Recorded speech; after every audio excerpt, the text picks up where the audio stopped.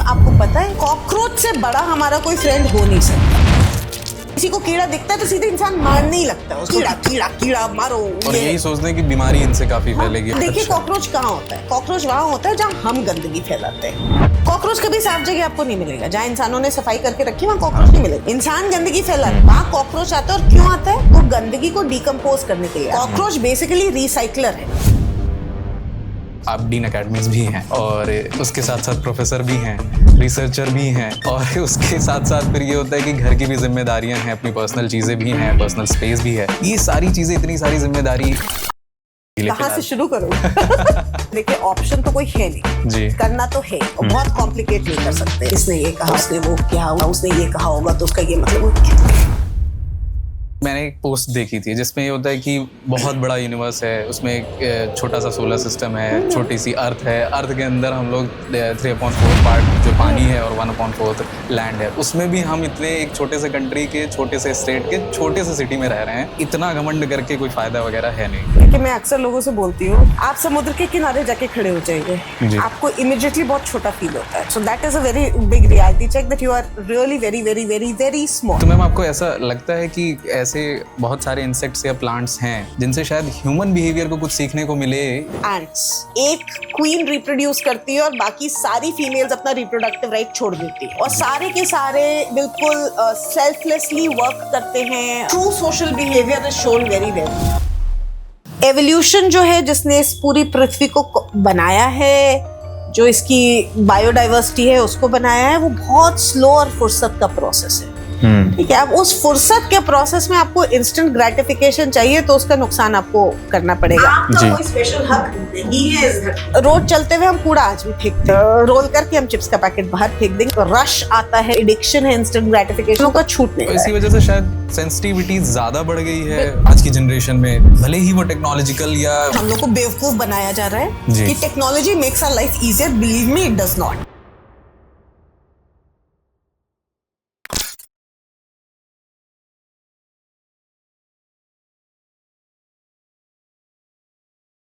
Hello ma'am, स्वागत है आपका आज के इस एपिसोड में।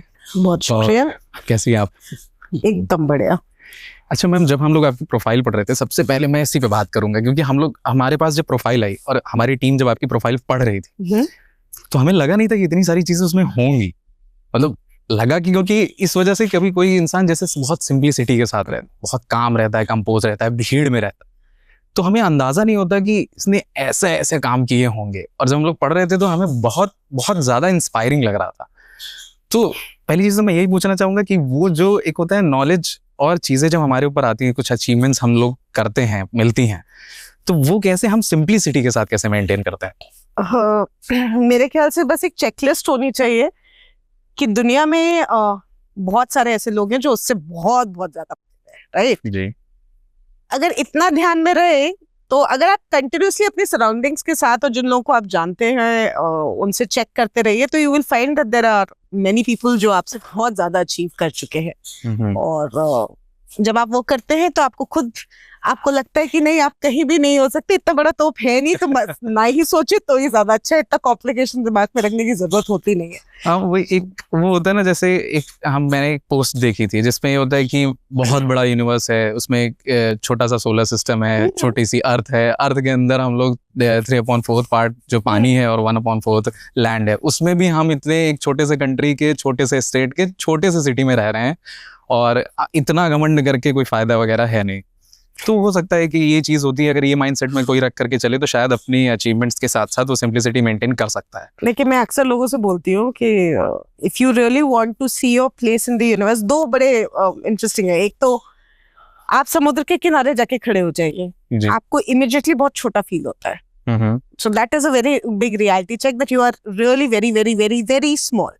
आप समुद्र के किनारे कभी शांति से खड़े होइए तो आपको ये फीलिंग जरूर आती है। और दूसरा, एक बहुत छोटे पर 7th क्लास में, और मैं अक्सर ये कोट करती हूँ, कंपटीशन सक्सेस रिव्यूज आती थे उस टाइम, मैगजीन चलती थी, आई डोंट नो अभी भी चल रही है कि नहीं चल रही है।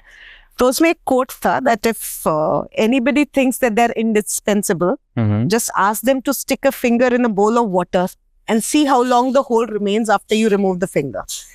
तो आपके हट जाने से, आपके चले जाने से आपको लग सकता है बहुत इंपॉर्टेंट है, लेकिन एक्चुअली बहुत यूनिवर्स की फंक्शनिंग में बहुत फर्क नहीं पड़ता। अगर ये दिमाग में रहे तो आई थिंक बहुत लोड हो जाता है इन सब चीजों को दिमाग में रख के, ना रखा जाए तो ही ठीक है।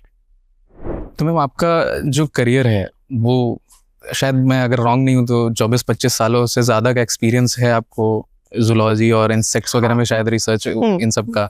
तो ऐसा कभी लगा नहीं कि लोगों ने कभी बोला हो आपसे कि सिर्फ कीड़े मकोड़ों में ही क्यों इंटरेस्ट इतना, कोई और जूलॉजी तो बहुत बड़ी एक वास्ट फील्ड है, तो सिर्फ कीड़े मकोड़ों में ही? हाँ, तो अक्सर ये स्टेटमेंट अक्सर मिलता है और स्पेशली जनरल पब्लिक से बहुत मिलता है। तो उसका एक बहुत बड़ा रीजन है कि कीड़े मकोड़ों के बारे में बहुत सारी भ्रांतियां हैं जी। I always tell them this कि हम लोग अक्सर पढ़ते हैं, बोला जाता है 84 लाख योनियां हैं, राइट जी।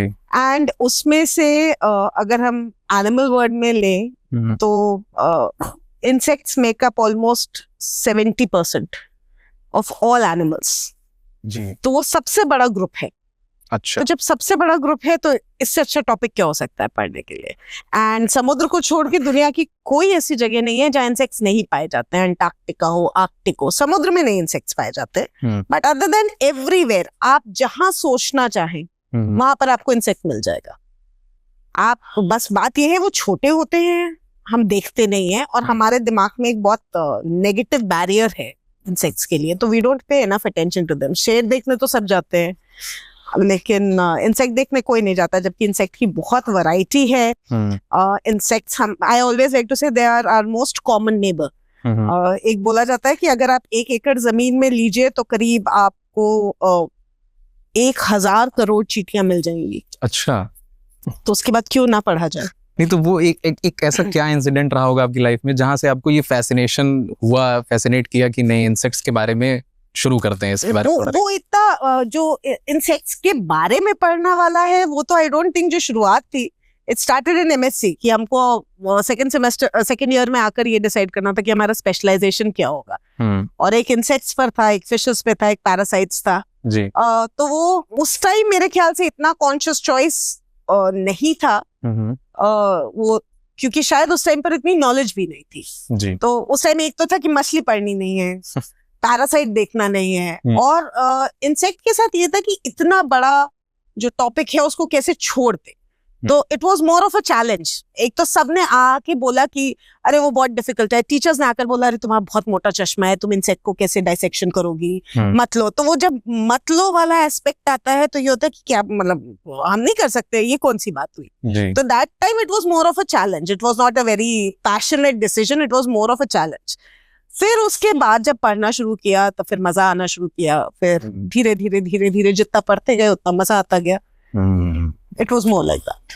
तो इतने सालों में मैम कभी भी आपको, जब आपने शुरू किया था जिस टाइम पे पढ़ाना या रिसर्च करना बाकी चीजें, तब से लेकर के अभी तक बहुत सारे डिफरेंसेस देखने के लिए मिले होंगे, चाहे एजुकेशन फील्ड में हो, मतलब एजुकेशन सिस्टम को लेकर के, या रिसर्च फील्ड को लेकर के कई सारे इनोवेशंस आए होंगे, टेक्नोलॉजिकल चेंजेस भी आए होंगे। तो आपको मेजर सबसे बड़ा डिफरेंस क्या लगा तब से लेकर के अभी तक में? हाँ, टेक्नोलॉजी तो चेंज होती रहती है, लेकिन जैसे हम लोग क्योंकि जानवर पे काम करते हैं और जानवर कांस्टेंट रहता है जी, तो जानवर को स्टडी करने का तरीका नहीं चेंज होता, क्योंकि in the end it is about good observation. उसको हम लोग जैसे बोलते हैं कि understanding the language of the animal जी, तो उसके लिए बहुत फुर्सत चाहिए होती है। वो बेसिक तो कभी चेंज नहीं होता है, आप चाहे कितना भी हाई फाई रिसर्च कर लीजिए, आप कितने भी हाई फाई इंस्ट्रूमेंट्स ले लीजिए, आप कितना भी डीएनए निकालना चाहे, जीन निकालना चाहे, वो होना है, लेकिन जो एनिमल की अंडरस्टैंडिंग है, जो फर्स्ट स्टेप है, वो फर्स्ट स्टेप नहीं मिला है, वो अभी भी वैसा ही है। और रिसर्च में ये चेंज आया है कि आजकल हम लोग we are slowly becoming more obsessed with ourselves. तो हर चीज पर ये होता है कि इंसान को क्या फायदा हो, वो इंसान को क्या फायदा वाला क्वेश्चन से मुझको बहुत इरिटेशन होती है, क्योंकि इंसान तो बहुत लेट आया, जानवर बहुत पहले से हैं, 400 मिलियन ईयर्स से इंसेक्ट्स हैं अर्थ पे। तो भाई वो इसलिए तो अवतरित हुए नहीं थे कि आपको फायदा पहुंचाए, और आपको नहीं दिख रहा है अपरेंट फायदा, फिर भी वो आपको फायदा परमानेंटली पहुंचाते हैं जो आप इग्नोर करते हैं जी। आप जानना नहीं चाहते हैं। तो हम लोग मॉनेटरी वैल्यू की तरफ, तो वो आजकल बड़ा क्वेश्चन जोर पकड़े हुए हैं, चाहे आप कहीं भी जाइए, इससे फायदा क्या, जी तो किसी चीज को जानना and understanding how the universe works वो खुद ही अपने आप में फायदा है। और आप किसी को जानेंगे तब आपको आगे फायदे पता चलेंगे ना भाई। पहले आप मधुमक्खी को पहचानेंगे, जी मधुमक्खी को ऑब्जर्व करेंगे, तब तो आपको बाद में जाके पता चलेगा कि इसका शहद भी खाया जा सकता है। तो मधुमक्खी मतलब सीधे हम बोलें कि अगर नहीं है तो हमें नहीं फायदा दिख रहा तो हम पढ़ेंगे, that is the problem I think. और ऐसे बहुत सारे इंसेक्ट्स हैं शायद जिनके बारे में अभी भी हम बहुत कम जानते हैं या उनके ऊपर ध्यान नहीं देते, सिर्फ इस वजह से कि शायद हमें डायरेक्ट बेनिफिट उनका नहीं मालूम है। हाँ, और वो पता भी नहीं चलेगा जब तक हम उनको पढ़ेंगे नहीं। जी हाँ, ये तो ऐसा कभी लगा है आपको कि जैसे आप डीन एकेडमिक्स भी हैं और उसके साथ साथ प्रोफेसर भी हैं, रिसर्चर भी हैं, और उसके साथ साथ फिर ये होता है कि घर की भी जिम्मेदारियां हैं, अपनी पर्सनल चीज़ें भी हैं, पर्सनल स्पेस भी है, ये सारी चीज़ें, इतनी सारी जिम्मेदारी एक इंसान के लिए मैनेज करना कितना ज़्यादा इजी या डिफिकल्ट है? देखिए डिफिकल्ट इज, आई मीन आप जितना डिफिकल्ट बनाना चाहे उतना डिफिकल्ट है। देखिए ऑप्शन तो कोई है नहीं, जी करना तो है। You have only two options, either you don't do it और if you have taken up the task then you do it well.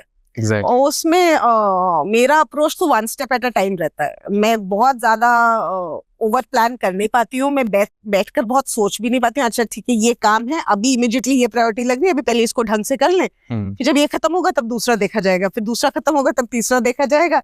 छूट जाएंगे तो छूट जाएंगे, क्या कर ले। I don't struggle with that too much I think. पर ऐसे बहुत सारे लोग हैं, जैसे अभी जितने यंग लोग हैं जो 30s तक होते हैं, वो शायद ऐसा भी होता है कि दिन में 2-3 काम करेंगे, उसके बाद अगर कोई एक्सक्यूज देना होगा तो यही बोलेंगे कि टाइम नहीं है, या मैं थक गया या थक गई बहुत ज्यादा। वो धीरे धीरे जा करके शायद एक्सपीरियंस के साथ चीजें ये पढ़ती हैं या रियलाइजेशन के साथ। टाइम, आई विल नॉट से कि मैं शुरू से ऐसी थी, मतलब जी I will not say that. मेरे को पैनिक बहुत होता था exam. I am a performance freak. मुझे मतलब जो चीज मैं कर रही हूँ और उसके साथ मेरा नाम एसोसिएटेड है, मुझे रहता है कि मैं उसको जितना परफेक्शन के साथ कर सकूं करूं। तो ये परफॉर्मेंस वाला प्रेशर मेरे पर परमानेंटली रहता है, और अगर मैं नहीं कर पाती हूँ तो मैं अपने आप से फ्रस्ट्रेट बहुत होती हूँ। But in that with age, with increasing workload, ये समझ में आया है कि किसकी प्रायोरिटी है किसकी नहीं है। और ये भी समझ में आया है कि जो आपके करीब के लोग हैं, जो आपको समझते हैं, जो आपसे प्यार करते हैं, वो शायद आपके लिए एडजस्ट करने को तैयार होते हैं। तो उनकी, आई एम लकी एनफ, मेरे को बहुत प्रेशर नहीं आता। ये नहीं बोलूंगी कभी नहीं आता, लेकिन मुझे बहुत प्रेशर फैमिली फ्रंट से नहीं आता है या फ्रेंड फ्रंट से नहीं आता है कि तुम बात नहीं कर रही हो, तुम ये नहीं कर रही हो, ये नहीं किया। तो I think that is one place where I am relaxed. और अगर कोई बहुत प्रेशर देता है, ऑनेस्टली स्पीकिंग, फिर मैं ज्यादा देर झेल भी नहीं पाती हूँ। तो ये चीज मैम टैकल हो जाती है टाइम के साथ, या टैकल करनी पड़ती है, कुछ रास्ते निकालने पड़ते हैं? रास्ते निकालने पड़ते हैं। अगर आपको जिंदा रहना है, सर्वाइव करना है, अपनी मेंटल हेल्थ को रखना है, और सबके ऊपर चीखना चिल्लाना नहीं है, in the end that is how you have to learn. क्योंकि एक तो बहुत अच्छा तरीका होता है कि हम सबके ऊपर फ्रस्ट्रेट हो जाए, सबके ऊपर चिल्ला लें। मैं फ्रस्ट्रेट होती हूँ, चिल्लाती भी हूँ, लेकिन बहुत गिने चुने लोग हैं, उन्हीं के ऊपर करती हूँ, बाकी सबके ऊपर नहीं कोशिश करती हूँ कि नहीं करूँ, ये नहीं बोल सकती हूँ। बट यार nobody has come on this earth ना हमारे नखरे झेलने के लिए। बिल्कुल मैम। तो जब हम किसी के नखरे नहीं झेलेंगे तो यार हमारा नखरा क्यों झेलेगा। आपने बीड़ा उठाया है काम का, निपटाना आपको है, शांतिपूर्वक निपटा लेंगे, आप भी खुश रहेंगे, आपके आसपास वाले भी खुश रहेंगे। I think it is more of a survival strategy. ऐसा कोई सोच के डिसाइड नहीं किया गया, लेकिन these things make your life easier. So that is the best way. I mean, I find taking the shortest and the clearest route ahead. बहुत complicate नहीं कर सकते हैं। इसने ये कहा, उसने वो क्या, उसने ये कहा होगा तो उसका ये मतलब, अपने आप के ऊपर स्ट्रेस होता है भाई। And I don't have the mechanism to bear stress. मेरे को स्ट्रेस आता है तो मेरे को नींद आती है, फिर मैं काम नहीं कर पाऊंगी। मुझे लगता है सबसे ज्यादा सही तरीका है अभी दिमाग शांत कर लो, सो जाओ, वापस उठो, शायद स्ट्रेस थोड़ा कम हो जाए। हाँ एग्जैक्टली। आपके पास मैम एक इंटरनेशनल पेटेंट भी है, शायद मैंने पढ़ा है। हाँ है। तो मैं थोड़ा चाहूंगा कि आप उसके बारे में व्यूअर्स को थोड़ा सा बताएं। हाँ, मैं उसमें बहुत माइनर कंट्रीब्यूटर हूँ, वो एक बहुत लंबी लिस्ट का है। तो एक मेरी जिंदगी का फेज है जब मैंने अपनी पीएचडी खत्म की, उसके बाद मैं CDRI में साइंटिस्ट होकर गई। और मेरा काम था ऑस्टियोपोरोसिस पर काम करना, जो कि इंसेक्ट से बिल्कुल परे है। तो मेरा काम उस पे था कि मैं ऑस्टियोपोरोसिस पर का डिजीज का जो सोल्यूशन या कोई मेडिसिन निकालने के लिए। तो हम लोग आजकल ऑस्टियोपोरोसिस एकदम हॉट एंड बर्निंग टॉपिक है, बहुत बोन हेल्थ वीक हो रही है सब लोगों की, तो उसी टाइम उस पर रिसर्च चल रहा था। तो I was part of a very big team which worked on this, और बेसिकली जो शीशम का पेड़ है जी जी। उसकी छाल से बनाए हुए प्रोडक्ट था। अच्छा, तो वो उसमें हम लोगों ने एक्टिव कंपाउंड्स वगैरह ढूंढे थे, जी। And it eventually went for licensing. लेकिन this was not my solo work, there were at least 20-25 people involved in it. Okay. I was one part of it. कोई भी ड्रग डेवलपमेंट बहुत बड़ा प्रोसेस होता है, तो I was just very small part of that whole big thing. तो ma'am आपको ऐसा लगता है कि ऐसे बहुत सारे इंसेक्ट्स या प्लांट्स हैं जिनसे शायद ह्यूमन बिहेवियर को कुछ सीखने को मिले, जिससे एक सस्टेनेबल सोल्यूशन बनाया जा सकता है एनवायरनमेंट के लिए? देखिए, प्लांट्स तो ओवरवर्कड हो गए हैं मेरे हिसाब से। इंसेक्ट्स का मैं आपको बहुत सिंपल 2-3 चीजें बताती हूँ। लाइक हम लोग अपने आप को सोशल एनिमल बोलते हैं, राइट? हम लोग पढ़ते हैं man is a social animal, but we are not actually truly social. Truly social are ants, आपकी चींटियां हैं, हनी बीज है, जो ट्रूली सोशल हैं। आप सोचिए, वो इतनी सोशल हैं कि उसमें एक क्वीन रिप्रोड्यूस करती है और बाकी सारी फीमेल्स अपना रिप्रोडक्टिव राइट छोड़ देती है, ठीक है? और सारे के सारे बिल्कुल सेल्फलेसली वर्क करते हैं उस कॉलोनी को सस्टेन करने के लिए, उस पूरे ग्रुप को सस्टेन करने के लिए। सो आई थिंक एक तो true social behaviour is shown very well, और इन सबके जो स्ट्रक्चर्स हैं, आप लोग को दीमक, हम लोग दीमक लग जाए तो हम मार डालें उसको, मतलब जितने तरीके लगा सकते हैं, जतन लगा सकते हैं, हम लोग दीमक को खत्म करेंगे। लेकिन दुनिया में कितने ऐसे साइंटिस्ट हैं जो इंसेक्ट्स पे वर्क कर रहे हैं, जो एंटोमोलॉजिस्ट हैं और आर्किटेक्ट्स हैं, जो कि दीमक के जो स्ट्रक्चर्स हैं उनको पढ़ रहे हैं, जो दीमक के घर है उनको पढ़ रहे हैं। क्योंकि दीमक का बहुत इंटरेस्टिंग है कि उनका जो टर्मिट एरिया होता है, जो उनका घर होता है, वो बाहर से करीब 8 डिग्री ठंडा रहता है गर्मियों में, और सर्दियों में गर्म रहता है जी। They have natural air conditioning, and आजकल इस पर बहुत रिसर्च हो रही है कि ह्यूमन हैबिटेट्स को माने, क्योंकि एक बहुत बड़ा कारण हम लोग के जो एयर कंडीशनिंग्स हैं, जो हम लोग रेफ्रिजरेटर्स यूज कर रहे हैं, कूलिंग सिस्टम्स में, ये इसका बहुत नेगेटिव इफेक्ट जा रहा है एनवायरनमेंट पे, और जितना गर्म होता जा रहा है उतना हम और यूज करते जा रहे हैं उससे, और it's a positive feedback loop जी। कि जितना हम यूज कर रहे हैं उतना और गर्म हो रहा है, फिर हम और यूज कर रहे हैं, सो ऑन सो फोर्थ। तो जो इंसेक्ट्स टर्माइट हाउसेस यूज किए जा रहे हैं न्यू हैबिटेट डिजाइन करने के लिए, न्यू होम स्ट्रक्चर डिजाइन करने के लिए, जिसमें हम लोग आराम से natural cooling and air conditioning and good ventilation हो। तो इस टाइप से इंसेक्ट्स में बहुत सारे हैं जो बहुत सेंसिबल होम्स बनाते हैं, बहुत अच्छा कोऑपरेटिव बिहेवियर है। तो इंसान को तो देखिए, इंसान ने सब कुछ प्रकृति से ही सीखा है जी। बिल्कुल, अगर आज प्लेन भी उड़ा रहे हैं, that is also inspired by this thing humans. हम सिल्क निकालते हैं एवरी बाय इंसेक्ट्स जी। हम सिल्क बनाते हैं, हम वीविंग करते हैं, बहुत कुछ हमारा एनिमल इंस्पायर्ड है, राइट? तो वो हम जितने एनिमल्स को ऑब्जर्व करेंगे, जितना उनके बारे में जानने की कोशिश करेंगे, और जितना उनको सहेज के रखेंगे, उतना हमारे लिए बेहतर है। And we will learn more and more and how to make a life easier and with less cost and everything जी। तो शायद अभी एक रिसर्च भी हुई थी जहाँ पर चींटियों के जो अंडरग्राउंड घर होते हैं उनकी सिविलाइजेशन देखने के लिए, और जब उन्होंने देखा उसमें सारे होल्स में सीमेंट उन्होंने डाला, और जब वो सूखा तो उसके बाद ड्राई होने के बाद उन्होंने देखा कि बहुत अच्छी सोसाइटी उन्होंने बिल्ड की हुई थी, जहाँ पे रास्ते थे और घर थे अलग अलग तरीके के। तो वो बड़ी फैसिनेट की चीज है कि ये भी सिविलाइज तरीके से रहते हैं। They actually live in a very civilized way। हम लोग, मैं एनिमल बिहेवियर पढ़ाती हूँ जी, तो एनिमल बिहेवियर में मैं अक्सर ये बोलती हूँ कि जो स्पाइट है, कि किसी को नुकसान पहुंचाना, चाहे हमको भी नुकसान हो जाए, वो किसी भी एनिमल बिहेवियर में नहीं दिखता। That is only limited to human behaviour. जहाँ हम दूसरे को नुकसान पहुंचाने के लिए अपना नुकसान करवा सकते हैं, कि बस बदला लेना, हमें नुकसान हो जाए फिर भी हमें इससे प्लेजर मिलेगा कि दूसरे का नुकसान हुआ, ये और किसी एनिमल में नहीं है। All animals live with mutual cooperation, कोई किसी को काटता नहीं जी। तो I think that is interesting. एक चीज और थी मैम जो मुझे आपसे पूछना था, कि जैसे एनिमल बिहेवियर की बात हो रही है, तो एक कोई ऐसा मिसकंसेप्शन जो लोग समझते हैं इंसेक्ट्स के बारे में या एनिमल्स के बारे में, जो आप दूर करना चाहें अभी के लिए? कहाँ से शुरू करूं? बहुत लंबी लिस्ट है। एक तो हम I will tell you an incident. My father says this मेरी राइटिंग के लिए, कि मेरे फादर कहते हैं कि जैसे चींटे को इंक में डुबो कर वो पेपर पे छोड़ दिया जाए तो वो जो टेढ़ा मेढ़ा चलेगा, तो भाई राइटिंग वैसी ही है. That's what he says for me. जी. And I always tell him, I mean जब से मैं इंसेक्ट्स के बारे में पढ़ी तो मैं बोलती हूँ आपको पता है चींटियां कितने सिस्टमैटिकली चलती हैं और कितना नीटली रहती है. I will take this as a compliment कि मेरी राइटिंग ऐसी है कि चींटे को इंक में डुबो दिया जाए. I will give you the example of the most vilified insect जिसको सबसे ज्यादा सब लोग जिससे चिढ़ते हैं, व्हिच इज कॉकरोच. जी हाँ. ठीक है, मैं कॉकरोच का एग्जांपल दूं.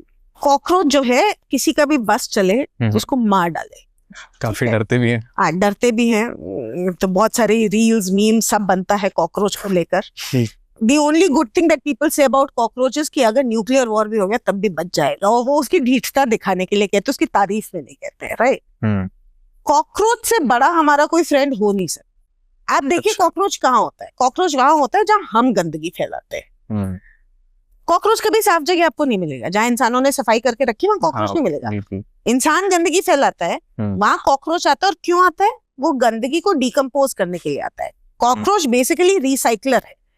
वो आपके वेस्ट मटेरियल को ब्रेक डाउन करता है नॉर्मल कार्बन, नाइट्रोजन, ऑक्सीजन में. वो न्यूट्रिएंट्स में ब्रेक करता है, वो उसको डिकम्पोज करता है. अगर वो नहीं आएगा तो आपका पूरा का पूरा कचड़े का ढेर अच्छे खासे बनने लग जाएगा. Cockroaches help you clean the environment. लेकिन हम ये नहीं सोचते. हमको लगता है छी छी छी गंदा गंदा जानवर आ गया, गंदगी है. It's basically there for cleaning it up. आपकी गंदगी साफ करने के लिए वो है, और उसी को हम मारते हैं. ऐसी बहुत सारी भ्रांतियां हैं. अक्सर हम लोग बोलते हैं कीड़े मकोड़े की तरह मसल दूंगा. अरे भाई क्यों मसलोगे? 11 लाख इंसेक्ट प्रजातियां हैं जी. उसमें से 1100 के करीब इंसान को नुकसानदेह है. Less than 1%. और हमने सबको 99% को विलन बना के रखा हुआ है. किसी को कीड़ा दिखता है तो सीधे इंसान मारने ही लगता है उसको कि कीड़ा कीड़ा कीड़ा मारो. और यही सोचते हैं कि बीमारी इनसे काफी फैलेगी और हम भी नुकसान. Less than 1%. जैसे अभी हम लोग कॉकरोचेस की बात कर रहे थे, तो ये बात तो बहुत सारे लोगों को पता भी होगी कि कॉकरोचेस जो हैं वो डायनासोर्स के टाइम से भी एग्जिस्ट करते हैं. क्या लगता है आपको कि ये हमारे बाद भी, ह्यूमंस के बाद भी एग्जिस्ट करेंगे, आउटलिव कर जाएंगे हमें? Yes, I'm pretty sure. मतलब इंसेक्ट्स में स्पेसिफिकली कॉकरोचेस तो एग्जिस्ट करेंगे ही, लेकिन बहुत सारे जानवर एग्जिस्ट करेंगे क्योंकि बाकी सब हार्मनी में रहते हैं. कोई अपना गड्ढा खुद नहीं खोदता. कोई शेख चिल्ली नहीं है कि जिस डाल पे बैठा है वो उसी को काट रहा है. वो सिर्फ एक इंसान की खूबी है. वो हमने आपको ज्यादा अक्लमंद समझ लिया है. The way we are going, देखिए नेचर बहुत रेजिलियंट होता है. नेचर बहुत इतने बिलियंस ऑफ ईयर्स से सस्टेन कर रहा है. एक स्टीफन हॉकिंग का बड़ा फेमस कोट है. वो कहते हैं who is more intelligent, humans who came 10,000 years ago और वो अपनी सर्वाइवल के लिए लड़ रहे हैं और अपनी सर्वाइवल खुद एंडेंजर कर रहे हैं, या वो बैक्टीरिया जो बिलियंस ऑफ ईयर्स पहले आया था और आज तक सर्वाइव कर रहा है और ह्यूमंस के बाद भी सर्वाइव करता रहेगा. तो एवोल्यूशन ने जो ओवरऑल इतना फुर्सत से जो सारे जीव बनाए हुए हैं, एक्सटिंक्शंस हो रहे हैं. मैं ये नहीं बोल रही हूँ कि एक्सटिंक्शंस नहीं हो रहे, और एक्सटिंक्शंस हमेशा से हुए हैं. सिर्फ ह्यूमन इंड्यूस्ड एक्सटिंक्शन नहीं है, हमेशा ये छठा एक्सटिंक्शन वो चल रहा है. लेकिन फिर भी जो सरवाइव करते हैं वो फ्लरिश करते हैं बिकॉज सब एक दूसरे से इंटरलिंक्ड है. और इसलिए कोई भी एक दूसरे को एक्सप्लॉइट नहीं करता है. The word exploitation is not there in the animal world. तो क्योंकि एक्सप्लॉइटेशन नहीं है तो भाई वो हम लोग बोलते हैं ना कि शेर घास है, हिरन है, शेर है. ठीक है, हिरन की संख्या ज्यादा होगी, घास कम होने लग जाएगी. घास कम होगी, खुद हिरन कम होने लग जाएंगे. हिरन की संख्या जब बढ़ती है तो साथ में शेर की भी बढ़ती है. जब ओवर प्रिडेशन कर देंगे तो हिरन कम हो जाएंगे, तो फिर शेर भी कम हो जाएंगे. एक वो चेक्स एंड बैलेंसेस बना हुआ है नेचर में. तो अगर नेचर को छोड़ देना हम अपनी फुर्सत पे, तो नेचर तो अपने आप सर्वाइव करके थोड़ा सा मॉडिफिकेशन करके कोई एक एक्सटिंक्ट हो जाएगा, कोई दो नई स्पीसीज पैदा हो जाएंगी, लेकिन नेचर सस्टेन करता है. वो साइकिल चलता रहता है. बट ऐसा भी था मैम कि जैसे पहले जो ये पृथ्वी थी, ये अर्थ थी, ये ह्यूमन टच नहीं थी. तब तो वो अलग से जी रहे थे. लेकिन अब हमारे जाने के बाद ये ह्यूमन टच रहेगी, शायद इसका इफेक्ट ज्यादा पड़ेगा उनके सर्वाइवल पे. नहीं वो ठीक है, लेकिन है मतलब अभी तो देखिए जैसे इंसेक्ट्स के बारे में कहा जा रहा है, अभी बहुत स्टडीज आ रही हैं पिछले 4-5 साल में. कि इंसेक्ट पॉपुलेशन करीब 50% से कम होती चली जा रही है। मतलब अक्रॉस द वर्ल्ड ये देखा गया है कि इंसेक्ट्स 50%, और इंसेक्ट जो हमारा फूड वेब है उसका सबसे बड़ा पार्ट है। तो वही अगर कम होने लग जाएंगे तो आपका फूड वेब कोलैप्स 100% करेगा जी। और फूड वेब कोलैप्स करेगा तो इंसान को भी साथ में लेकर जाएगा। जैसे फॉर एग्जांपल हनी बीज की लेकर जा रहा है, हनी बीज की पॉपुलेशन बहुत स्पीड से डिक्लाइन कर रही है। अगर हनी बीज खत्म हुई तो इंसान नहीं रह पाएगा, क्योंकि हमारे 70% of our crops are honey bee pollinated जी। आपको बादाम तो देखने को नहीं मिलेगा, बादाम इज 100% बी पॉलिनेटेड। अच्छा, ठीक है, एप्पल्स नहीं मिलेंगे, ब्लूबेरीज नहीं मिलेंगी, वीट नहीं मिलेगा, ठीक है, आपको मक्का नहीं मिलेगा। इन सब का बहुत बड़ा रोल है हनी बी। तो that kind of cascade effect will take place. लेकिन आप ये देखिए ना, वो हो किसकी वजह से रहा है? वो हो इंसानों के इंटरफेरेंस की वजह से रहा है। इंसान को हटा दीजिए, वो चेक एंड बैलेंस करके वापस अपने धुरी पे आ जाएगा जी। ये गवर्नमेंट जो है मैम, या बहुत सारी ऑर्गेनाइजेशंस जो हैं बहुत करोड़ों रुपए खर्च कर रहे हैं, क्योंकि ये पावर में भी हैं, इनके पास है ही इतने पैसे। वो सब तो ठीक है कि एनिमल कंजर्वेशन में बहुत सारी पॉलिसीज और डिसीजंस बन रहे हैं, लेकिन एक ऑर्डिनरी आदमी, एक कॉमन मैन कैसे एनिमल कंजर्वेशन में पुट कर सकते हैं अपने एफर्ट्स? पहला तो एनिमल देखना शुरू करें। सबसे पहली चीज, हम लोग इतने ऑब्सेस्ड हैं मॉल कल्चर से जी। मतलब कि we don't see around us. आप सिंपल चीज देख लीजिए, किसी इंसान को आप अपने आसपास ही देखिएगा। 1800 स्क्वायर फीट का प्लॉट हो जी, 3000 स्क्वायर फीट का प्लॉट हो, 5000 स्क्वायर फीट का प्लॉट हो या 10,000 स्क्वायर फीट का प्लॉट हो जी, हर ही जगह नहीं छोड़ेगा। और जितना आगे तक हम कंस्ट्रक्ट कर सकते हैं, हम उतना आगे तक, जितना परमिटेड होगा हम उतना कंस्ट्रक्ट करेंगे जी। क्योंकि आप अपने आसपास प्रकृति को क्यों नहीं रहने देना चाह रहे? और फिर छत पे खेती करेंगे। हाँ, वे छत पे खेती करेंगे, वो भी, उसमें भी हम बहुत सारा पेस्टिसाइड डाल देंगे जी। ठीक है। My point is, what is the problem with nature? I don't know, कोई दुनिया का एक ऐसा इंसान बताइए जिसको हरा पेड़ देखकर और तितली उड़ते हुए देखकर खुशी ना होती है। बिल्कुल। लेकिन हम लोग को इतना सब कुछ मतलब अपना कंस्ट्रक्शन का इतना शौक चढ़ गया है, हम वहीं पर इंटरलॉकिंग टाइल्स कर देंगे। तो पहले तो आप देखिए कि आपके आसपास जानवर है जी। The first step is acknowledging that you have life around you, ठीक है जी। एंड उस लाइफ को थोड़ा समझने की कोशिश करिए। आजकल तो कोई दिक्कत ही नहीं है। हमसे जब बच्चे फोटो खींच के जानवर की हमको भेजते हैं कि क्या है, हमने उन्हें जितनी देर में हमको भेजा गूगल लेंस कर लेते भाई कि क्या है। तो एटलीस्ट लुक एट इट जी, ट्राई एंड अंडरस्टैंड इट। क्या नाम है इसका, क्या काम है इसका, ये हमारे लिए नुकसानदायक है कि नहीं है जी। और अगर नुकसानदायक है भी तो आपके घर में एक मक्खी घुस गई तो आपको कौन सा नुकसान कर देगी? हम लोग जब पेस्ट की भी डेफिनेशन या नाशी कीट की भी हम डेफिनेशन देते हैं तो हम उसमें ये डालते हैं when the population of an animal increases beyond a certain limit to cause damage। एक मच्छर आपको कुछ नुकसान नहीं पहुंचा रहा। आप 100 मच्छर है तो सोचिए उनको मारने के लिए, आप एक मच्छर को मारने के लिए हिट की मशीन थोड़ी नहीं लेकर आएंगे या हिट का पूरा बॉटल थोड़ी नहीं खाली करेंगे। तो let things survive। And my experience specially बाहर के देशों में रहा है कि वहां पर हर घर में ये होती है, common birds, common animals, common insects, common plants. UK में है तो वहां के जी। I learned most of my bird names अपने फादर के साथ वॉकिंग करते करते जी। I used to walk with him. वो हमेशा मुझे वॉक पर ले जाते थे छोटे पर से।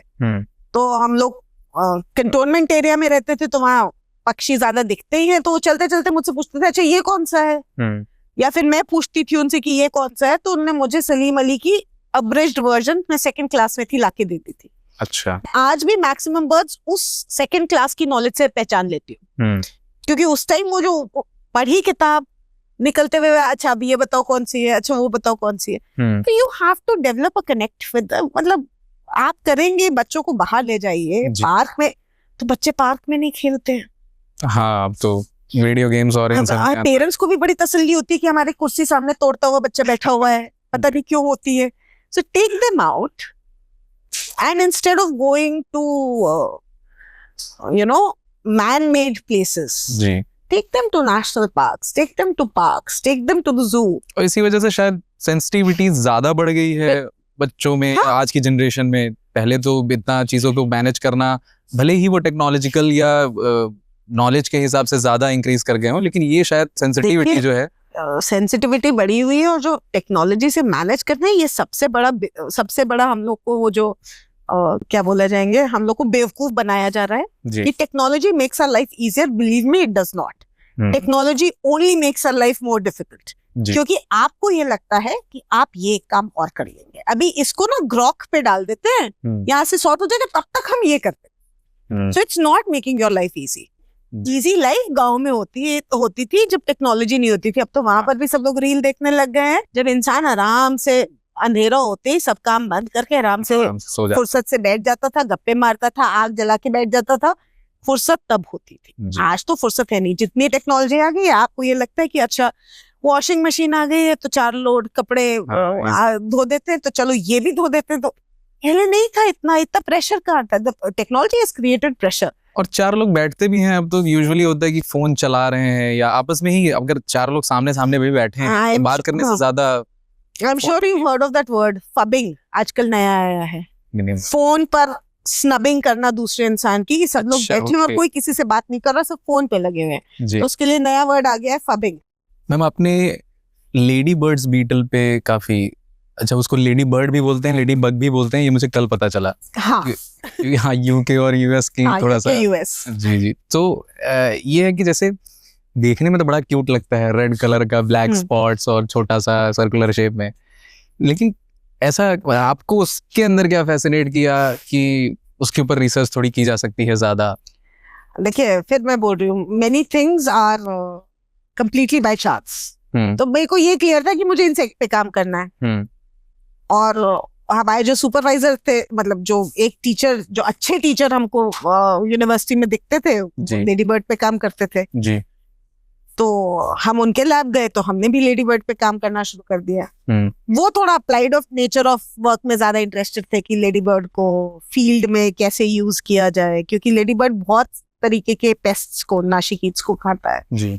माहू को खाता है, स्केली इंसेक्ट से बहुत सारे को खाता है, तो उनका फोकस उस पर था।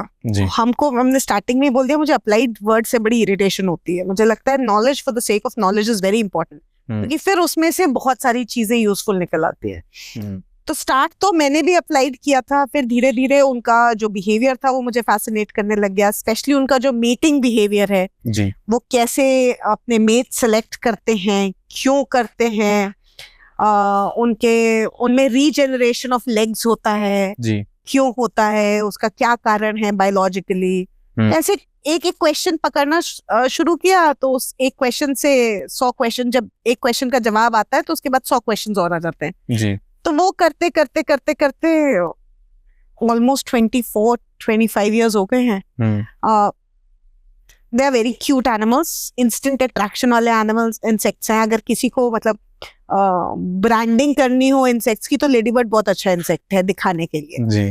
ये cute, does not harm you, आपको और उसको सेलेबिलिटी करनी है तो बेनिफिशियल भी है, ह्यूमन इंटरेस्ट का भी है, ह्यूमंस को फायदा पहुंचाता है, पेस्टिसाइड्स कम यूज होती हैं। और मुझे ये लगता है कि देखिए 2 अप्रोच है किसी भी चीज को पढ़ने के। एक तो आप पूरे समुंदर की सतह पर तैरते रहिए, इस कोने जाइए, उस कोने जाइए, इस कोने जाइए, उस कोने जाइए। और दूसरा है कि आप एक स्पॉट ढूंढिए और उसमें डीप डाइव लगा दीजिए, फिर उस स्पॉट के बारे में जितना जान सकते हैं उतना जान लीजिए। तो लेडी बर्ड के साथ भी कुछ ऐसा ही हुआ कि हमने बोला 100 इंसेक्ट्स के बारे में थोड़ा थोड़ा पता करने से अच्छा है कि एक इंसेक्ट के बारे में जितना पता कर ले जी। उतना अच्छा होगा। तो कुछ 3-4 स्पीसीज हैं लेडी बर्ड्स की ही जिनको हमने पकड़ा हुआ है, उन्हीं पे प्रश्न निकलते रहते हैं, उन्हीं को सॉल्व करते रहते हैं, उसी में खुश होते रहते हैं, और पेपर छपता है तो कूदते फिरते हैं। हमारे बच्चे नहीं इतने एक्साइटेड होते हैं, हम बहुत खुश रहते हैं। So I still enjoy, I mean, and I think there is still a lot to know. तो अभी चल रहा है। कुछ चीजें होती हैं मैम, जैसे इनोसेंट लगती हैं, क्यूट लगती हैं, लेकिन होती बड़ी खतरनाक है। ऐसा लेडी बर्ड के बारे में भी कुछ है जो?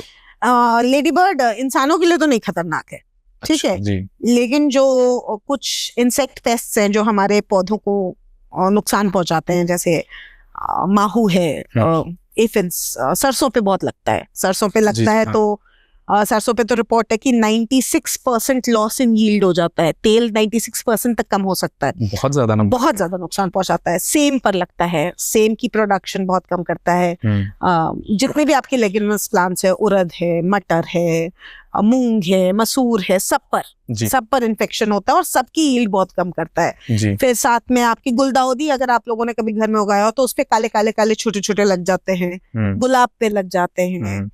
तो ओवरऑल एग्रीकल्चरली बहुत नुकसान पहुंचाते हैं जो इंसेक्ट्स, उनके लिए बहुत डरावना है लेडी बर्ड, क्योंकि लेडी बर्ड उनको बहुत चाव से खाता है।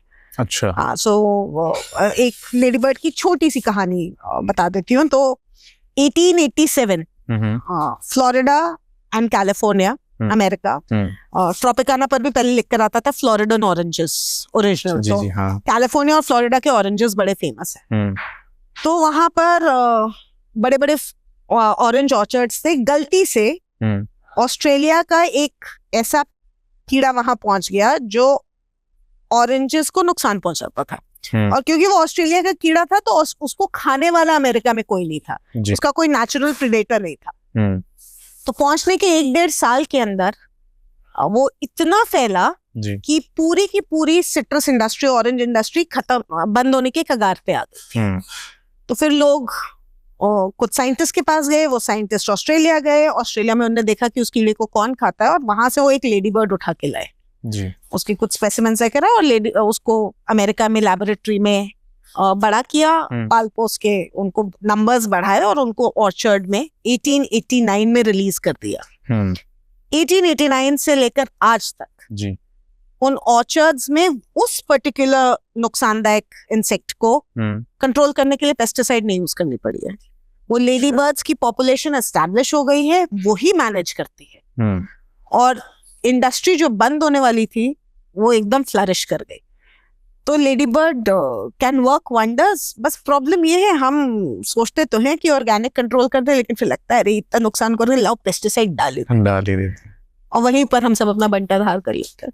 ऐसा तो मैम है भी, क्योंकि अब लोग अब ऑर्गेनिक और नेचुरल चीज़ें तो हम धीरे धीरे छोड़ते जा रहे हैं, भूलते भी जा रहे हैं। इंडिया में भी पहले गोबर वगैरह डालते थे, जिसको पांस भी बोलते हैं शायद, और अब क्या है धीरे धीरे ज़्यादा हम केमिकल की तरफ चले गए हैं, बुलाते हैं और सारे केमिकल्स वगैरह छिड़कवा देते हैं, या पेस्टिसाइड्स इंसेक्टिसाइड्स जितने भी हैं वो स्प्रेड हो जाते हैं। लेकिन कहीं ना कहीं ये है कि हम क्रॉप्स को बेटर करने के लिए, हालांकि उससे तो ये भी रिपोर्ट्स आई हैं कि क्रॉप्स भी हार्म होती हैं पेस्टिसाइड और इंसेक्टिसाइड से, लेकिन हम बेटर करने के लिए हम कहीं ना कहीं उन इंसेक्ट्स को भी मार रहे हैं शायद जो बेनिफिशियल है। तो कहीं ना कहीं 100%। देखिए, we are living in, humans are living in a state of instant gratification. हमको इंस्टेंट कॉफी चाहिए, हमको इंस्टेंट रिजल्ट्स चाहिए। तो एवोल्यूशन जो है, जिसने इस पूरी पृथ्वी को बनाया है, जो इसकी बायोडाइवर्सिटी है उसको बनाया है, वो बहुत स्लो और फुर्सत का प्रोसेस है। ठीक है, अब उस फुर्सत के प्रोसेस में आपको इंस्टेंट ग्रेटिफिकेशन चाहिए, तो उसका नुकसान आपको करना पड़ेगा जी। अब आप में या तो इतनी अकलमंदी हो कि हमको नुकसान हो रहा है तो हम इंस्टेंट गेन्स पर नहीं करें, लेकिन अभी वो जो रश आता है, जो एडिक्शन है इंस्टेंट ग्रेटिफिकेशन का, वो हम लोग का छूट नहीं रहा है, और वो छूटेगा नहीं तो it is a downhill slippery slope. तो क्या गवर्नमेंट को इस पे कुछ एक्शन लेने चाहिए, steps? Government, honestly speaking, government can not, I don't think can do anything major. आप पॉलिसीज बना सकते हैं, इम्प्लीमेंट तो हमको करनी है ना। Exactly. हम रोड चलते हुए हम कूड़ा आज भी फेंकते हैं। बिल्कुल। हाँ, हम गाड़ी में चिप्स का पैकेट खाएंगे, गाड़ी का शीशा रोल करके हम चिप्स का पैकेट बाहर फेंक देंगे। अब ये गवर्नमेंट कैसे कंट्रोल करेगी? सिविक सेंस की बात है। How does one manage this? आप यही सोच लीजिए कि जो किसान है उसको पता है पेस्टिसाइड नुकसानदायक है, वो अपने लिए जो थोड़ी बहुत सब्जियां करता है उसके ऊपर पेस्टिसाइड नहीं डालता है अपने खाने के लिए, लेकिन वहां पर वो जाके इंजेक्शन भी लगाता है। तो very difficult, this is human nature, and to expect every human to rise up to the महान बन जाए बड़ा मुश्किल है। वो साइकिल ब्रेक करना, उसके बीच में कॉमर्शियल प्रॉफिट पहले, हाँ, कॉमर्शियल प्रॉफिट है, मिडिल मैन को ज्यादा प्रॉफिट हो रहा है, जो एक्चुअल वर्कर है उसको नहीं हो रहा है। तो it's a very complex cycle जी। मैं तो अपने स्टूडेंट से बोलती हूँ कि कुछ मत करो, जो ये यूज एंड थ्रो पेन है ना, इसको यूज करना मत कर दो। One step at a time, छोटा छोटा ही करने लग जाए जी। उतने से ही हो जाते हैं, but somebody has to do something and small things only we can do at our own level. हम छोटे छोटे स्टेप से एक बड़ा चेंज आता है। अगर हम अपने आप को ही देख लें और अपने आप को ही सुधारने की कोशिश कर लें, थोड़ा बहुत जितना सुधार सकते हैं, पूरा तो कोई ना सुधरेगा, बिल्कुल जितना सुधार सके उतना ही सुधार लें तो शायद कुछ भला हो जाए। दूसरे किसे एक्सपेक्ट करते रहेंगे कि वो सुधारेगा तब हम सुधारेंगे, गवर्नमेंट करेगी तब हम सुधारेंगे, तो कभी नहीं होने वाला। हम काफी आपसे बात करके आज तो काफी कुछ पता चला। हमारे पास सवाल तो बहुत थे, लेकिन जैसा कि हम जान रहे हैं आपके पास टाइम की बहुत कमी है, बट मैं उम्मीद करूंगा कि अगली बार आपसे फिर बहुत ज्यादा बातें होंगी इस पे। लेकिन जाने से पहले मैं चाहूंगा कि आप व्यूअर्स को कुछ ऐसी कोई टिप दें, ऐसा कोई मैसेज दें कि अब उनका ध्यान धीरे धीरे एनिमल कंजर्वेशन या इंसेक्ट कंजर्वेशन पे जाए। या फिर एक चीज़ और मैं चाहूँगा कि जैसे मैंने अभी बात की थी, छोटी एज से शायद हम शुरू कर सकते हैं इस चीज़ के बारे में अवेयर करना। तो क्या अब जैसे 10-12 साल का बच्चा है, वो इंसेक्ट्स देखता है तो तुरंत मार देता है, परेशान करता है, भगा देता है, खेलने लगता है, तो इससे उनको बहुत प्रॉब्लम होती है इंसेक्ट्स को। एक 10-12 साल के बच्चे को ये चीज़ कैसे समझाई जा सकती है? देखिए, सबसे पहले तो आई थिंक बच्चों को ये समझाने की जरूरत है, क्योंकि आजकल बड़ी एडवांस स्टडीज हो गई है, तो फूड वेब, फूड चेन सारे बच्चे जानते हैं। तो अगर हम इतना ही समझा दें, मैं तो ये बोलती हूँ कि जो हम लोग का है ना कि हमारा क्या फायदा है, हम यही समझा दें कि हम सब एक दूसरे से कनेक्टेड है एक जाल में। जी। आप जाल का एक सिरा तोड़ेंगे जी तो दूसरे पर फर्क पड़ेगा, right? So let us not try to break this, let us have हम लोग एक्चुअली रेस्ट कर रहे हैं एक फूड वेब के ऊपर। जैसे जैसे जाल टूटते चले जाएंगे, हम भी उसमें अनस्टेबल होकर गिरने की कगार पे आ रहे हैं जी। तो हम कुछ नहीं कर रहे, हम इतना ही कर ले कि हम अप्रिशिएट करें कि ये सब हमारे जाल को सपोर्ट कर रहे हैं, हमको सपोर्ट कर रहे हैं, हम जिंदा हैं, इनकी वजह से जिंदा है जी। और let them live so that we can live. इतना अगर हम कॉन्सेप्ट समझा दें ना तो काफी कुछ चीजें आसान हो जाएंगी। इतना हम समझ जाएं कि हम तभी जिंदा हैं जब ये जिंदा है, तो क्योंकि हमको जीना है तो हम इनको भी जीने दें। एक इम्पोर्टेंस बताना शायद जिसकी वजह से दिस इज वेरी। चलिए, thank you so much ma'am, thank you so much, thank you so much, lovely topic, thank you ma'am.